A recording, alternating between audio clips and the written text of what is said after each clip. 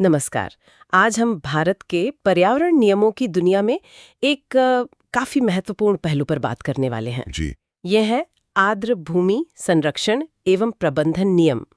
और हम खास तौर पर देखेंगे कि 2010 के नियम क्या थे और फिर 2017 में क्या बदलाव हुए। हाँ, ये एक जरूरी विषय है। आर्द्र भूमि वेटलैंड्स, ये शब्द सुनते ही शायद कीचड़ या दलदल जैसा कुछ दिमाग में आता है। हाँ, अक्सर यही होता है। पर असल में ये हमारे पर्यावरण के लिए, हमारी पानी की सुरक्षा के लिए और यहाँ तक कि अर्थव्यवस्था के लिए भी बहुत बहुत जरूरी हैं। आपने बिल्कुल सही कहा। ये सिर्फ गीली जमीनें नहीं हैं, और ये जो नियम हैं जिनका आप जिक्र कर रही हैं, ये पर्यावरण संरक्षण अधिनियम 1986 के तहत बने हैं। अच्छा, तो 2010 में जब ये नियम पहली बार आए तो ये भारत में वेटलैंड्स बचाने के लिए पहला बड़ा कानूनी कदम था। इसमें क्या खास बातें थी, क्या किया गया था? 2010 के नियमों ने ना कुछ एक्टिविटीज को वेटलैंड्स और उनके आसपास के इलाकों में साफ-साफ मना कर दिया था, प्रोहिबिटेड। अच्छा, जैसे कि वेटलैंड की जमीन को सुखाकर या भरकर किसी और काम में इस्तेमाल करना, जिसे रिक्लेमेशन कहते हैं, वो मना था। कोई भी नया उद्योग लगाना या पुराने उद्योग को बड़ा करना, खतरनाक केमिकल बनाना या उन्हें वहां फेंकना, किसी भी तरह का ठोस कचरा जैसे प्लास्टिक, मलबा, वो सब डंप करना। ये तो आजकल बड़ी समस्या है। बिल्कुल। और शायद सबसे जरूरी, बिना ट्रीट किया हुआ सीवेज का पानी या फैक्ट्रियों का गंदा पानी सीधे वेटलैंड में छोड़ना, ये सब प्रतिबंधित था। ये तो बहुत जरूरी प्रतिबंध लगते हैं, खासकर जैसे हमारे शहर बढ़ रहे हैं, इंडस्ट्री बढ़ रही है। पर इनको लागू कौन करवाता था? कोई सेंट्रल बॉडी थी? हाँ, इसके लिए एक केंद्रीय आर्द्रभूमि विनियामक प्राधिकरण बनाया गया था, central wetlands regulatory authority, CWRA। CWRA? हाँ। इसके चेयरमैन पर्यावरण मंत्रालय के सेक्रेटरी होते थे और इसमें अलग अलग फील्ड के एक्सपर्ट्स और सरकारी अफसर होते थे। तो इनका काम क्या था? इनका मुख्य काम था नियमों का पालन करवाना, राज्यों को गाइड करना कि कौन सी वेटलैंड्स जरूरी हैं, उन्हें कैसे नोटिफाई करना है, और जो राज्यों से प्रस्ताव आते थे उनको देखना। तो मतलब राज्यों का रोल क्या था इसमें? क्या उन्हें सिर्फ पहचान करनी थी? राज्यों को अपने यहाँ की महत्वपूर्ण वेटलैंड्स की पहचान करनी थी, उनके बारे में जानकारी इकट्ठी करनी थी। मतलब वो कितनी बड़ी हैं, क्या खासियत है, कौन लोग उस पर निर्भर हैं, क्या खतरे हैं, और इसका एक संक्षिप्त दस्तावेज बनाकर CWRA को भेजना था। अच्छा, ब्रीफ डॉक्यूमेंट। हाँ, फिर CWRA उसको देखता था।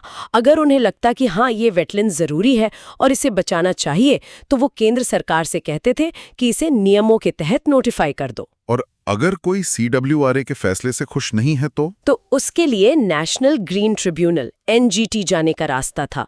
वहां अपील की जा सकती थी। लेकिन जैसा अक्सर होता है, मैंने सुना है कि 2010 के इन नियमों की कुछ आलोचना भी हुई, कुछ कमियां थीं। हाँ बिल्कुल, आलोचना हुई थी और कुछ कह सकते हैं महत्वपूर्ण कमियां भी थीं। एक जो बड़ी कमी महसूस की गई वो ये थी कि इन नियमों में उन लाखों लोगों की बात साफ तौर पर नहीं थी जिनकी रोजी रोटी सीधे इन वेटलैंड से जुड़ी है। मतलब? जैसे मछुआरे। हाँ, जैसे मछुआरे या जो लोग सिंघाड़ा उगाते हैं, मवेशी चराते हैं या पीने के पानी के लिए इन पर निर्भर हैं।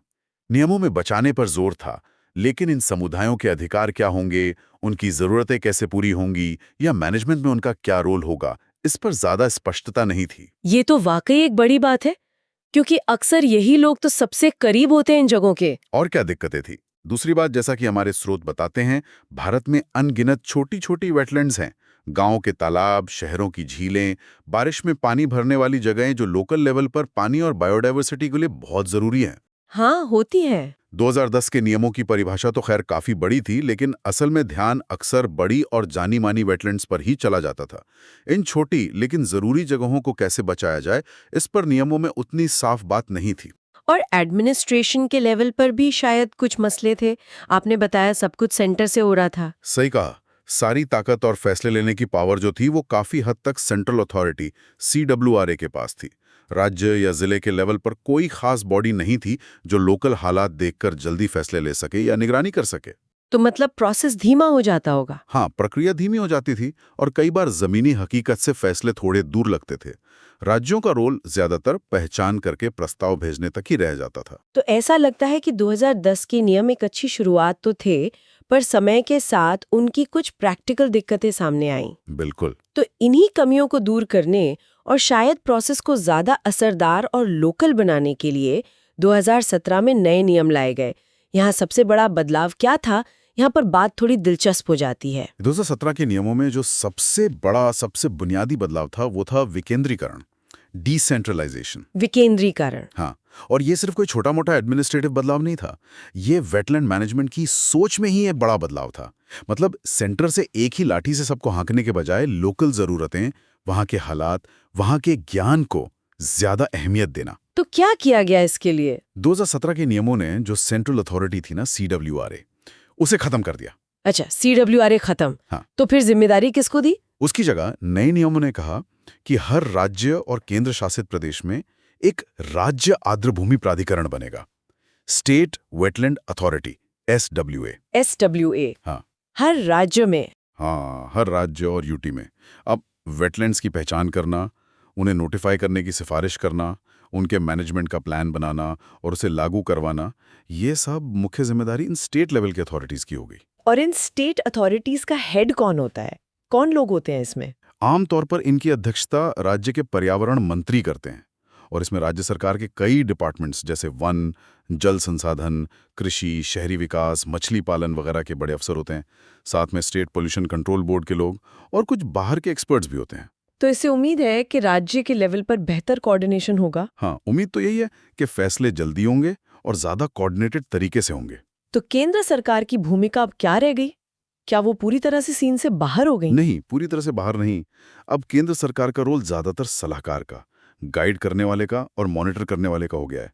CWRA की जगह एक राष्ट्रीय आर्द्रभूमि समिति बनी है, national wetland committee, NWC। Technical और फाइनेंशियल मदद पर गाइड करती है, देखती है कि काम कैसा चल रहा है, राज्यों के बीच तालमेल बिठाती है और जो इंटरनेशनल समझौते हैं जैसे रामसर कन्वेंशन, उस पर मार्गदर्शन देती है। लेकिन रोजमर्रा के फैसले अब राज्य लेंगे। हाँ, डे टू डे मैनेजमेंट और फैसले लेने की पावर अब राज्यों के पास है। ये तो वाकई एक बड़ा स्ट्रक्चरल चेंज है। क्या 2017 में वेटलैंड की परिभाषा में भी कोई खास बदलाव हुआ? परिभाषा का जो मूल आधार था वो तो वही रहा, मतलब पानी से ढका या भरा हुआ क्षेत्र।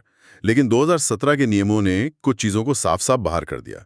एक्सक्लूजन। अच्छा। जैसे जैसे जैसे नदियों के जो मुख्य चैनल हैं, धान के खेत हैं, और वो मानव निर्मित जलाशय जो खास तौर से पीने के पानी, सिंचाई, नमक बनाने या मनोरंजन जैसे स्विमिंग पूल या मछली पालन के लिए बनाए गए हैं। ओह अच्छा, एक्वाकल्चर वाले भी। हाँ, इनको तब तक वेटलैंड की परिभाषा से बाहर रखा गया है जब तक कि सरकार उन्हें खास तौर पर वेटलैंड घोषित ना कर दे। हाँ, तो कुछ चीजों को क्लियरली बाहर करके परिभाषा को शायद थोड़ा और फोकस करने की कोशिश की गई है। और क्या खास बातें हैं 2017 के नियमों में? एक और जरूरी बात है, इकोसिस्टम सर्विसेज पर ज्यादा जोर। 2017 के नियम इस बात पर ज्यादा फोकस करते हैं कि वेटलैंड्स को इसलिए बचाना है क्योंकि वो हमें बहुत कीमती सेवाएं देती हैं। यह सिर्फ जमीन बचाने की बात नहीं है, बल्कि उन फायदों को बचाने की बात है जो हमें उनसे मिलते हैं। ये अच्छी सोच है। और वो जो एक्टिविटीज थीं जिन पर रोक थी, क्या वो 2010 वाली लिस्ट ही जारी रखी? जो बेसिक लिस्ट थी प्रतिबंधित एक्टिविटीज की, वो वैसी ही है, जैसे अतिक्रमण, नए उद्योग, कचरा डंपिंग, बिना ट्रीट किया हुआ पानी छोड़ना वगैरह। लेकिन यहाँ एक बहुत बड़ा फर्क है। क्या फर्क है? 2017 के नियमों ने राज्यों और केंद्र शासित प्रदेशों को ये पावर दी है कि वो हर नोटिफाइड वेटलैंड के लिए उसकी अहमियत और लोकल हालात को देखते हुए खुद तय करें कि कौन सी एक्टिविटी पूरी तरह से बैन या प्रोहिबिटेड होंगी और कौन सी रेगुलेटेड होंगी। रेगुलेटेड मतलब? रेगुलेटेड मतलब जिनकी इजाजत कुछ शर्तों के साथ दी जा सकती है। अच्छा, तो मतलब अब राज्य अपनी हर वेटलैंड के लिए अलग-अलग नियम बना सकते हैं? ये तो बहुत फ्लेक्सिबिलिटी देता है। हाँ बिल्कुल, राज्य अपनी जरूरत के हिसाब से नियम बना सकते हैं। वो चाहें तो केंद्र की बताई लिस्ट में और भी चीजें जोड़ सकते हैं जिन्हें वो रोकना चाहते हैं। और ये प्रभाव क्षेत्र या जोन ऑफ इन्फ्लुएंस क्या है जिसका जिक्र आता है? जोन ऑफ इन्फ्लुएंस का मतलब है वेटलैंड के चारों ओर का वो एरिया जहां अगर कोई एक्टिविटी होती है तो उसका सीधा असर उस वेटलैंड की सेहत पर, पानी की क्वालिटी पर या उसके वाटर सिस्टम पर पड़ सकता है। उदाहरण के लिए? जैसे मान लीजिए कोई झील है, तो उसके बिल्कुल किनारे पर कोई कंस्ट्रक्शन करना या पास के खेतों में बहुत ज्यादा कीटनाशक इस्तेमाल करना, ये सब उसके प्रभाव क्षेत्र में आएगा। राज्यों को इस प्रभाव क्षेत्र के अंदर भी एक्टिविटीज को रेगुलेट या बैन करने का अधिकार दिया गया है। ये तो बहुत जरूरी है, क्योंकि वेटलैंड को उसके आसपास के माहौल से अलग करके तो नहीं देख सकते। बिल्कुल नहीं, ये एक बहुत महत्वपूर्ण कदम है। 2017 नियमों का एक और अहम कदम है डिजिटल इन्वेंट्री का प्रावधान। Digital inventory. हाँ, अब राज्यों को अपने इलाके की सभी वेटलैंड्स, छोटी, बड़ी, सबकी एक पूरी डिजिटल लिस्ट बनानी होगी, जिसमें उनकी लोकेशन, साइज, खासियतें, उनकी क्या हालत है, ये सब दर्ज होगा। ये तो बड़ा काम होगा। हाँ, और ये सिर्फ एक बार नहीं करना, इसे हर 10 साल में अपडेट भी करना होगा। अच्छा, इससे क्या फायदा होगा? इससे समय के साथ वेटलैंड्स में क्या बदलाव आ रहे हैं, इस पर नजर रखना आसान होगा, मैनेजमेंट प्लान बनाना आसान होगा और डेटा सबके लिए उपलब्ध रहेगा। साथ ही राज्य ही अब रामसर कन्वेंशन के तहत इंटरनेशनल इंपॉर्टेंस की साइट्स के लिए वेटलैंड्स की सिफारिश भी केंद्र को भेजेंगे।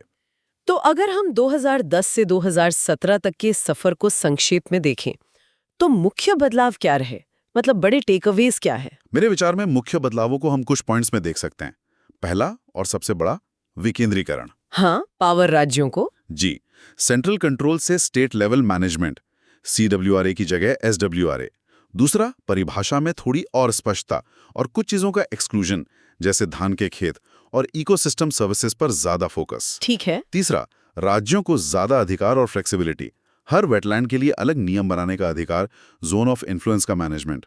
चौथा, डिजिटल इन्वेंट्री और मॉनिटरिंग का सिस्टम। और पांचवा, केंद्र की भूमिका का बदलना। मतलब अब वो फैसले लेने वाले से ज्यादा सलाहकार और मॉनिटर करने वाले की भूमिका में आ गए हैं, NWC के जरिए। ये वाकई मैनेजमेंट के तरीके में एक बड़ा बदलाव लगता है। इसका मकसद शायद यही है कि मैनेजमेंट ज्यादा लोकल हो, ज्यादा प्रैक्टिकल हो और उम्मीद है कि ज्यादा असरदार भी हो। हाँ,